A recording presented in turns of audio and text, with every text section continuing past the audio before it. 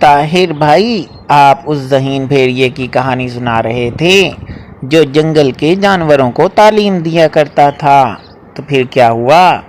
ہاں بالکل، کچھ یوں ہوا کہ جنگل کے جانوروں کو تعلیم و تربیت کے لیے بادشاہ شیر نے ایک بھیڑیا مقرر کر رکھا تھا اور اس کو حکم دیا کہ پورے جنگل کے جانوروں کو باری باری تعلیم دیا کرے، اور ہر ایک دن ایک نسل کے لیے مختص کر دیا گیا۔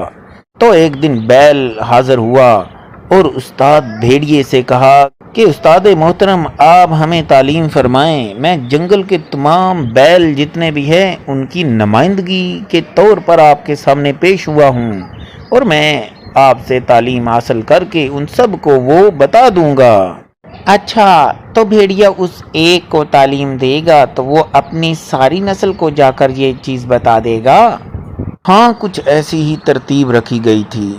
تو بیل کو بھیڑیے نے دیکھا اور کہا، ٹھیک ہے، اگر تم آئے ہو تو یاد رکھنا، میری ایک نصیحت اپنی پوری خاندان میں پھیلا دو اور سب کو سمجھا دو، وہ یہ کہ اصل چیز تو انسان کی سوچ ہوتی ہے، باقی تو صرف ہڈیاں اور گوشت ہی ہوتا ہے۔ اور یاد رکھنا، یہ مشہور دانشور مولانا جلال الدین رومی کا قول ہے۔